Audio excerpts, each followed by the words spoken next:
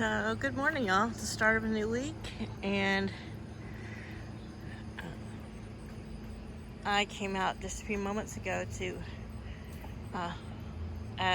fill up their big bin that has scratch and black soldier fly larvae in it. And Paul had bought a new scratch, and it was really small pieces, so I was hand feeding Laddie because he likes stuff that's small.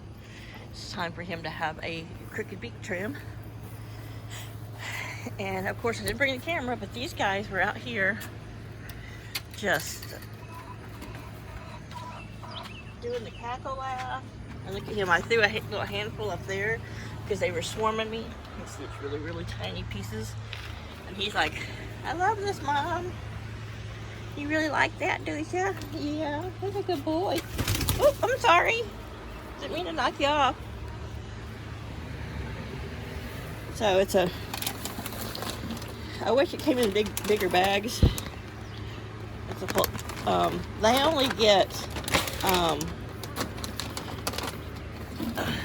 half of this little scoop here once a day, mixed with equal parts black soldier fly larvae. But yeah, he's like, I was loving it. And then of course, you know, he gets to loving it and calls the girls, here, Laddie, come here. And of course, then they all swarm. There, you want it? He's like, you got those red Crocs on, but I can eat. He can always eat. There you go. Now, since I accidentally knocked him off the thing, he's wanting to be a bit of a butthead. Yeah, I'm sorry, I didn't mean to knock you off. It was an accident. I was just petting you. You kind of squatted and made yourself fall off. So he still only has one spur. The other one hasn't grown back or even attempted. Alright, so again, I'm going to have to use the tripod. Just scooch him back a little bit. Come on. Come on. I should change my shoes, but scratch on the grip. Hey, that's my finger. So right now the beak is pretty crossed up, so even if he goes to peck at you, he just kind of gets you dirty. So let's see if we can zoom in on it here. Yeah. Come on, look at us, Laddie. Come on. Come on, show us your beak. So like he'll peck at stuff and he'll get little, like right now he's got mud and dirt stuck to the tip of it. So the longer that top one gets, it's really curled. He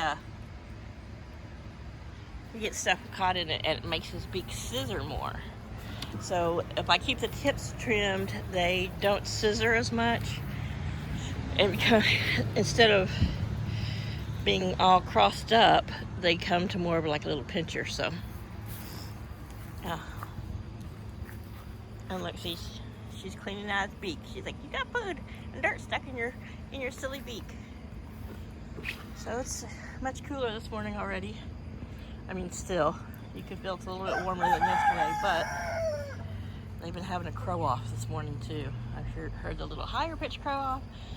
Oh look, she's like, oh, she didn't get it all. Let me get it. Does he got food stuck in his beak? You guys are such good girls. You're such good girls taking care of him. She's still like, yuck. One of these days I'm afraid they're gonna peck his whole tongue. So there's Moira. I thought she might she didn't lay yesterday. You know, Saturday was her first little pullet egg.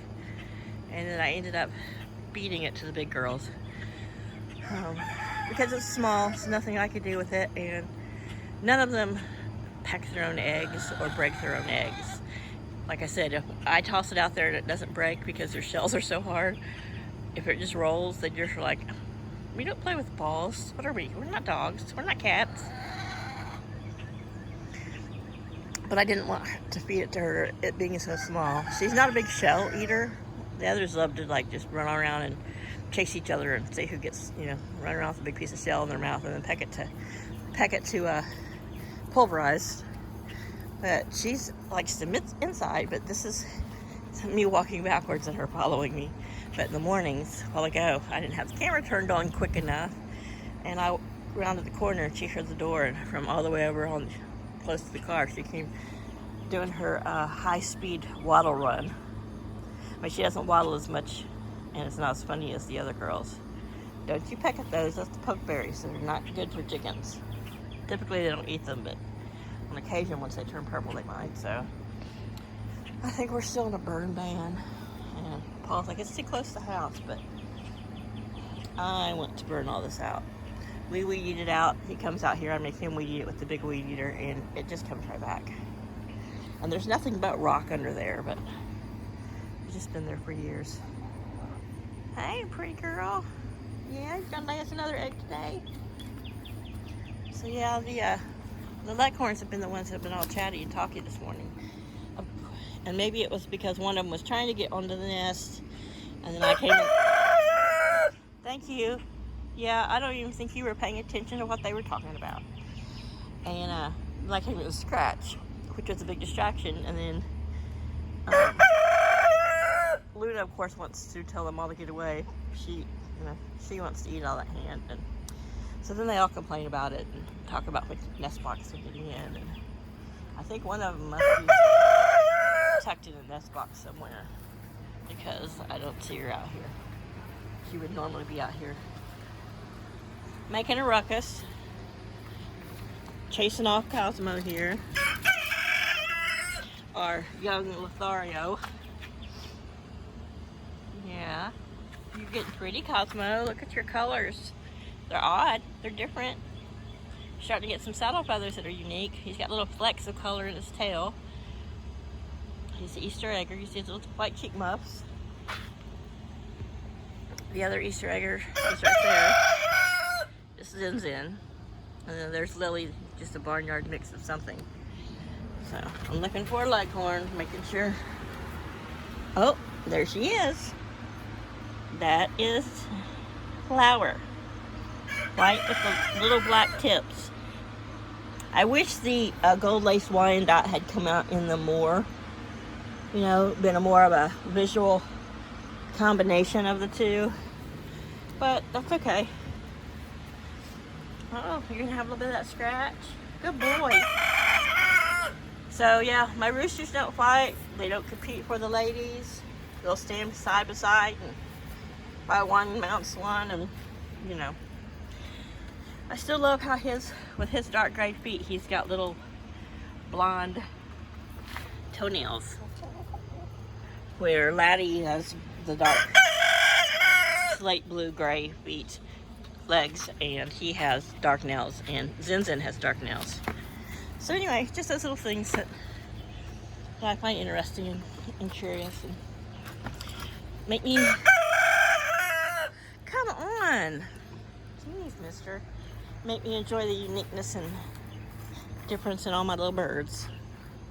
I'm gonna go look at the garden. Can you shut up while I do that? People say, you should not say shut up. It's my chicken, it's my yard, and I tell him to shut up or shut his pie hole.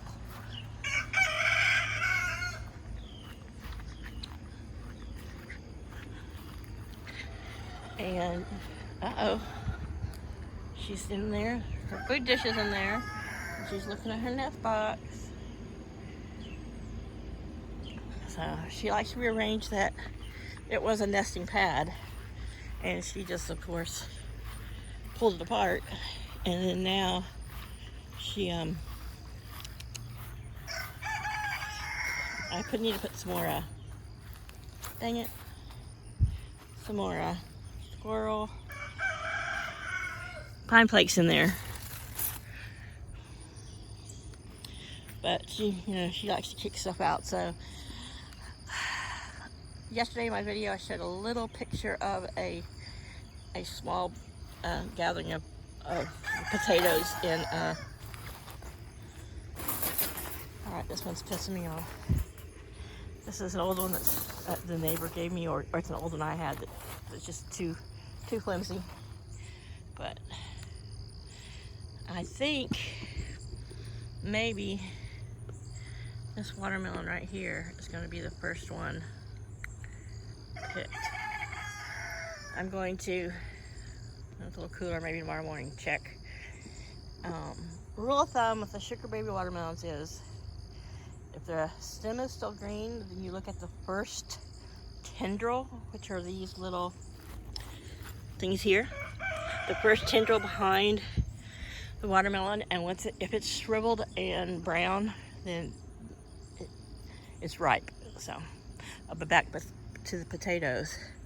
So these 2 bags were done like 2 weeks after the first bag, which I got over 5 pounds in. The tops were looking crappy, so I just thought, well, I'll see what's in here. And they were really small, and I should have left them. So this one, even though it's only got like a little bit that's still green, and on the outside of it, I can feel the round shapes of potatoes. I'm gonna leave it for the week until the tops just totally are like crappy. So we're supposed to, well, it's clear skies now. So I may go ahead, since it's only 10 in the morning, and put on the sprinkler before it gets too hot. And water the garden. I need to come out and get some of those cherry tomatoes, but I've been, you know me, sometimes I get harvesty zealous, or I don't know, best phrase for it, but grass is so pretty wet.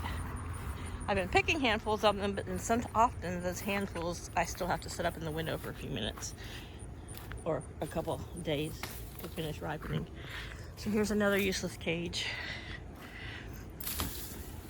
Like I said, I've had to put cages around the outside edges. The big tomatoes are pretty good, but we have those straight across winds. So yeah, you need some water.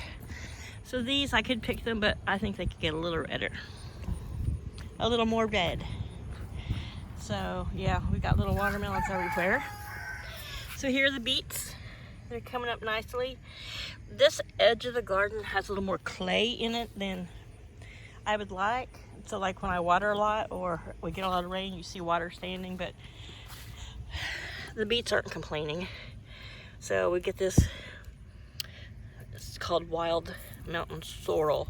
When we were kids, we used to pick up the little pods it would make and eat them because they were kind of tart like pickles. But you can see it here. It's everywhere. It kind of has 3 heart-shaped leaves. Sometimes they call it false clover. But yeah, it is edible. You can pick off the leaf and chop it up and put it in a salad. But I don't always do that with all the grasses out here. It might be different if I had them in a spot where I knew that nobody peed on them. Or that there was no chance of critters messing with them. So everything I'm pulling out now is weeds. These beets have a very distinct red leaf and leaf shape. So that's beet, little baby beet. This is just stupid weeds. And this is really the only place in my yard where I've got that nasty crabgrass. And I mean, of course, my yard's so huge that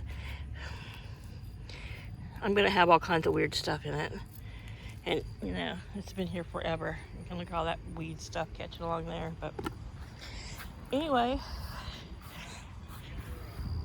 along here, these weeds do help support the fence some. But yeah, that's the garden and the chickens and the cat taking a nap. Thanks, y'all. Y'all have a great day. Bye.